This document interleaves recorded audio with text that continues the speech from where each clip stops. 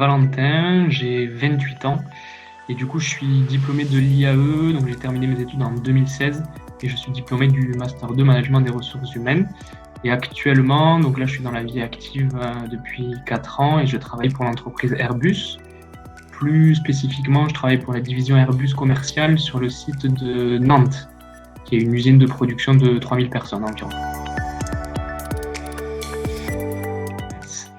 Et après mon bac ES, je suis allé à la fac faire une licence AES. Donc AES, c'est Administration économique et sociale, qui est une licence assez généraliste dans la gestion, parce que je voulais me laisser le temps de mûrir un petit peu mon projet. Ça faisait un moment que je voulais travailler dans tout ce qui était en lien avec l'humain, donc j'avais pas mal de choses en tête. J'avais CPE, éducateur spécialisé, etc. Et quand j'ai fait ma licence, ma troisième année d'AES, on avait un cours de droit du travail. Et c'est ce cours-là où j'ai pensé au métier des ressources humaines, où voilà, je me suis dit que travailler sur l'humain au service de la performance d'une entreprise, c'était aussi hyper valorisant et intéressant. Et donc j'ai décidé d'intégrer le master à l'IAE de Toulouse. Donc je suis rentré en master 1, puis j'ai fait une année de césure, voilà, où j'ai fait 2 stages de 6 mois. Et puis après, j'ai fait le master 2 en alternance chez Airbus.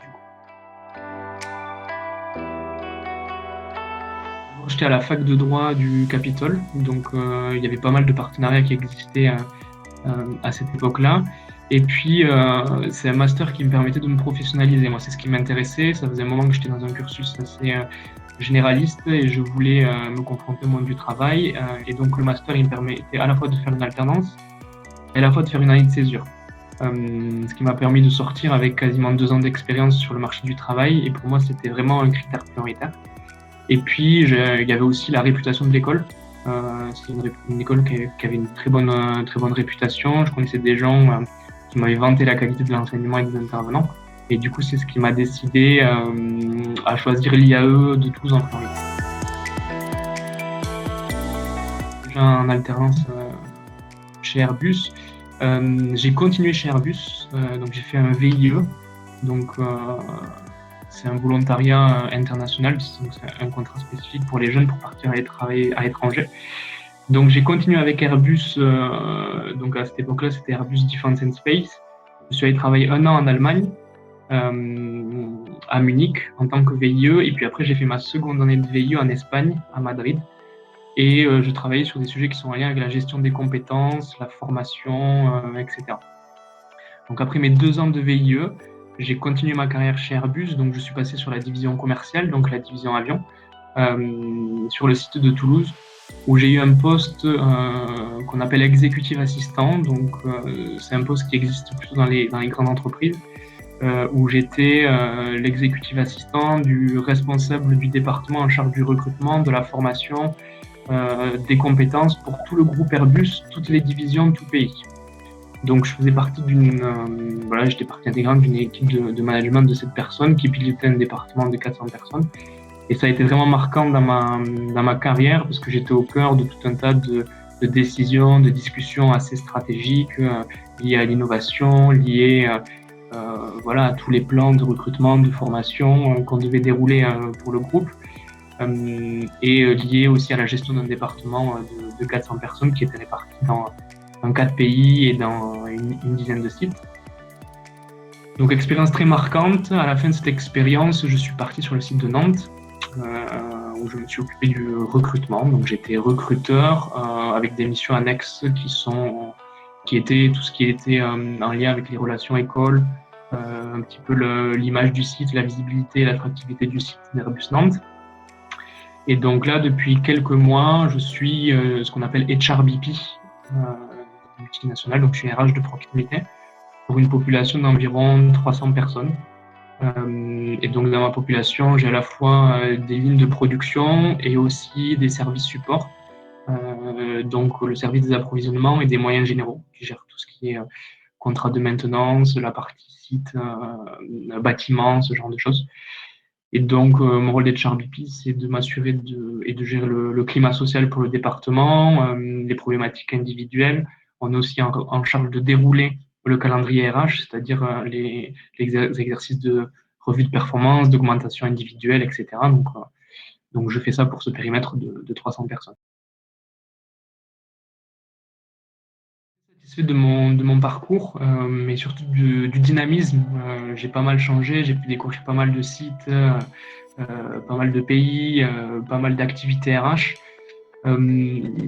J'ai particulièrement apprécié de travailler à l'étranger. C'était hyper enrichissant professionnellement parlant, euh, de côtoyer différentes façons de travailler. Et puis je me suis fait des connaissances, des amis, un réseau à l'étranger. Et c'est quelque chose que, avec du recul, j'aurais aimé peut-être prolonger un petit peu plus et encore accentuer, et d'autant plus compte tenu du contexte actuel où les déplacements et les mobilités vers l'étranger, c'est un peu moins facile. Avec du recul, j'aurais passé un peu plus de temps sur des sites étrangers pour pouvoir développer encore plus cette carte et cette fibre transnationale. Utiliser toutes les opportunités qu'offre le master, parce que ça passe vite, et le master, il vous permet d'avoir tout un tas d'expériences différentes. Vous avez la césure, alors j'imagine que c'est quelque chose qui se fait toujours. Vous avez l'alternance. Pour ceux qui ont une fibre un peu internationale, vous avez le master en anglais. Et donc, vous ne mettez pas des barrières mentales en vous disant que vous n'êtes pas capable d'eux, parce que vous êtes sûrement capable. Et pour vous professionnaliser et pour toucher à la variété des métiers des RH, il n'y a pas mieux que tout ce qu'offre l'IAE. Donc, les stages, la césure, l'alternance. Et ça vous permet de cibler, parce que les ressources humaines, c'est assez large. Il y a plein de métiers différents. Vous pouvez travailler pour des startups, des petites entreprises, des multinationales, des cabinets de conseil. Et en fait, ces 2 ans, elles vous servent à préciser de quoi vous avez envie, c'est quoi votre fibre, et c'est quoi votre priorité, sur quoi vous allez le plus vous accomplir professionnellement. Donc ces 2 années-là, elles sont là pour ça. Et elles sont là aussi pour construire votre réseau, parce que votre dernière promo, c'est votre premier réseau. Et donc, c'est des gens avec qui vous allez garder contact et qui vont vous apporter dans votre vie professionnelle, soit sur des problématiques opérationnelles, vous allez pouvoir échanger avec eux, voir comment ils font chez eux, etc. Soit à titre personnel, pour votre carrière, pour trouver des opportunités d'emploi, donc cultiver ce réseau. Le site d'Airbus Nantes. Donc le site d'Airbus Nantes, c'est pas le site le plus connu en France, mais c'est quand même un site assez gros, on est près de 3000 personnes. Et c'est un site de production, donc c'est une usine où on fait des parties structurelles de l'avion, notamment le radome, qui est le petit bec de l'avion à l'avant. On fait aussi le caisson central de voilure. C'est une pièce clé où on vient fixer les voilures au fuselage. Et donc, je suis RH de proximité sur un périmètre de 300 personnes environ. Donc, j'ai à la fois des secteurs de production et à la fois des fonctions support. C'est hyper intéressant parce que les problématiques, c'est pas du tout les mêmes. Donc, dans mon périmètre, j'ai ce qu'on appelle des blue collars chez Airbus, donc des ouvriers. J'ai aussi des techniciens et j'ai aussi des cadres. Du coup, avec des régimes, des statuts qui sont différents, donc c'est hyper enrichissant. Et donc, le rôle de RH de proximité, on fait partie, on est le représentant et le relais RH au niveau de l'équipe de management d'une unité de production. Et donc, on est porteur de tous les sujets, toutes les problématiques RH. Donc, dedans, il y a le développement individuel, la mobilité, le recrutement, le climat social, les relations avec les partenaires sociaux au niveau de notre périmètre. On déroule le process et le calendrier RH sur voilà, la partie entretien annuel, revue de performance, identification des potentiels. Donc, c'est un rôle qui est hyper varié et hyper intéressant. Et donc, je fais partie d'une équipe de RH de proximité. Donc, on est environ 7 ou 8 personnes sur le site de Nantes. Un positionnement RH et une fibre. Le master, c'est un master assez généraliste. Il n'est pas là pour vous équiper techniquement sur des sujets très pointus.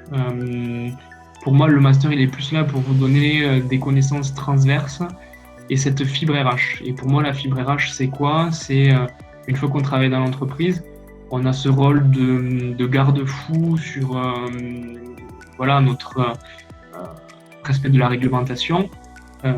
Sur le respect des individus, tout un tas de règles éthiques, règles de de transparence, de confidentialité. Mais on a aussi un rôle qui est entre une direction qui prend des décisions et une partie plus opérationnelle. Et nous, on fait le lien et on accompagne sur la partie humaine. Donc le master, il est vraiment là pour vous donner ce positionnement-là, vous donner les ressorts de la motivation, les ressorts des politiques RH. Et ça, c'est hyper important.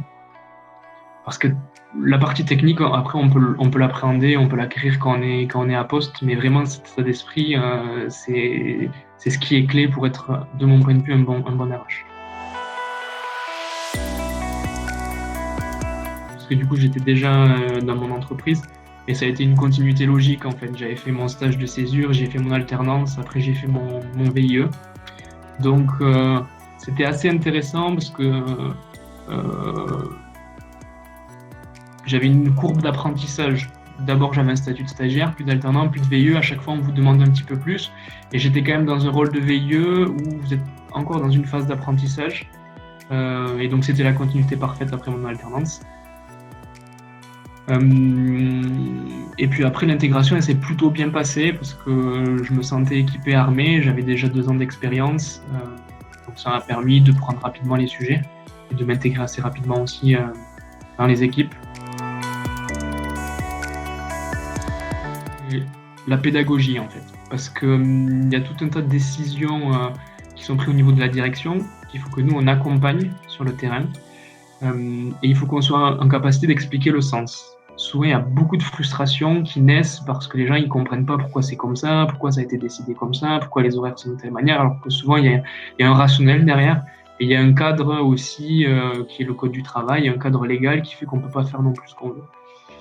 Et donc, pour s'assurer de l'implication des collaborateurs, on a besoin de leur donner du sens sur les décisions qui sont prises aussi, et qui ont un impact individuel. Donc pour moi, la pédagogie et la capacité à donner du sens, c'est hyper important. Ensuite, la seconde partie, c'est le relationnel. Parce que notre métier, c'est quand même gérer de l'humain. Et il y a beaucoup de choses qui se font en dehors des réunions conventionnelles. C'est-à-dire, il y a une partie ressentie, ressentir un climat social, il y a ce qu'un collaborateur va nous dire, va nous communiquer, qui ne nous communiquera pas dans un face-à-face, mais qui peut nous communiquer dans un couloir à un autre moment. Donc il faut avoir un bon relationnel, cette capacité à aller vers les gens, vers les managers aussi, parce que les managers, ils ont un rôle clé et nous on est là pour les accompagner, donc il faut être en mesure d'avoir un bon relationnel avec ces gens-là qui nous donnent tous les signes. Et ensuite, il faut être très carré avec ses valeurs. Voilà, on a un vrai rôle de garde-fou sur tout ce qui est équité et confidentialité, transparence et application des règles. Ce qui crée beaucoup de frustration, c'est le sentiment d'inéquité, c'est les infos qui peuvent fuiter, ce genre de choses. Donc il faut qu'on soit vraiment carré là-dessus. Et qu'on rappelle aussi aux managers qu'on accompagne quelles sont les règles et où est la ligne à ne pas franchir. Donc, évolution dans le métier, mais je pense que c'est pas que actuel, je pense que c'est de tout temps. Et c'est lié aussi au contenu du master.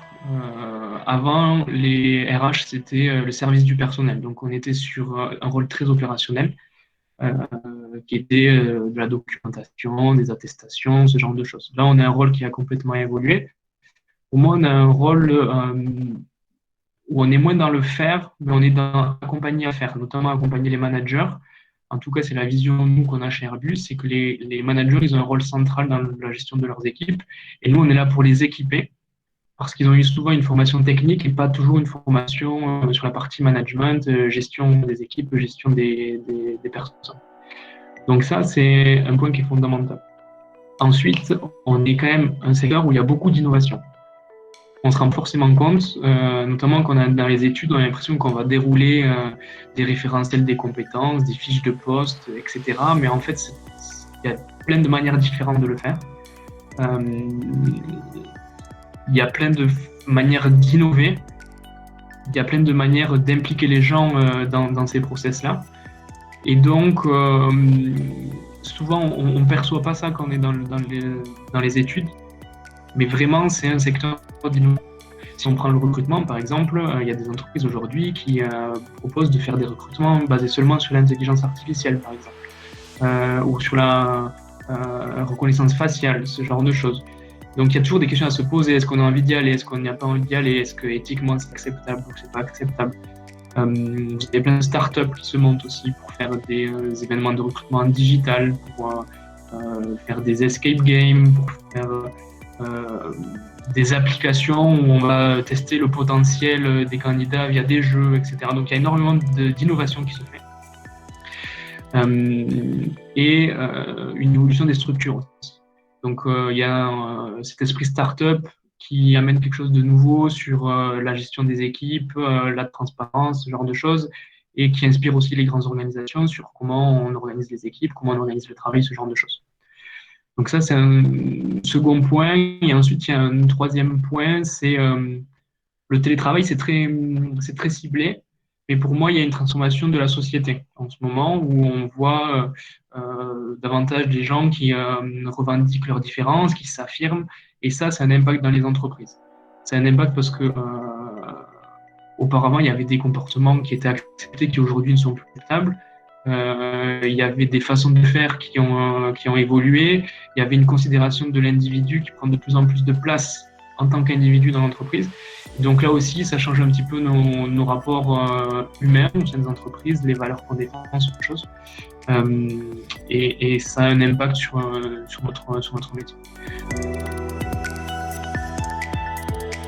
La solidarité, parce que je pense que compte tenu du contexte, alors nous en 2016 c'était un contexte post-crise économique, c'était pas hyper facile non plus de rentrer sur le marché du travail, mais je pense que pour vous ça va être encore plus compliqué.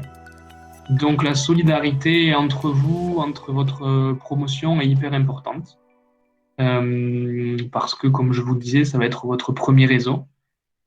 Ensuite, il vous faut vous ouvrir l'esprit. On peut faire plein de choses quand on est en RH, on peut travailler dans des petites entreprises, des grandes entreprises, tout un tas de choses. Peut-être que quand vous allez sortir, ça va être difficile de trouver des contrats longs, mais n'hésitez pas à accepter des missions, des remplacements pour aller mettre des nouvelles cordes à votre arc.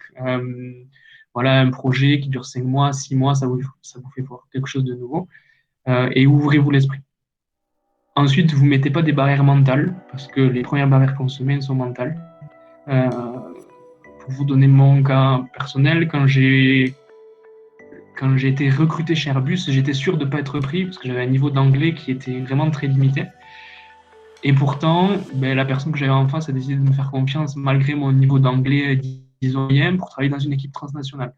Et j'ai réussi à démontrer que j'en étais capable et j'ai continué mon parcours dans l'entreprise. Donc, osez, ne vous mettez pas des barrières en vous disant il me manque ça ou ça. Parfois, le reste et les autres qualités que vous avez peuvent compenser quelque chose que vous ne maîtrisez pas encore. Et ensuite, le conseil que je voulais vous donner, en tout cas, c'est mon ressenti. Je trouve que quand on est un peu curieux de la vie, le métier des RH, il est hyper intéressant parce qu'on est en lien avec de l'humain. C'est ce qu'on vous demande, de gérer de l'humain. Donc, soit vous allez rencontrer peut-être des ingénieurs, vous allez rencontrer des ouvriers, vous pouvez prendre le temps pour comprendre leur métier, découvrir leur environnement de travail. Et c'est hyper intéressant et hyper valorisant. Il y a des métiers où on se cantonne à faire de la technique derrière un bureau. Nous, on est un métier où on peut aller sur le terrain, s'intéresser à ce que font les gens. Et voilà, moi, dans ma carrière, là, j'ai rencontré plein de gens différents. J'ai pu aller rencontrer et visiter des environnements de production, des usines, des gens qui travaillent sur de l'IT, de l'informatique. Et c'est un peu la beauté de notre métier, en fait.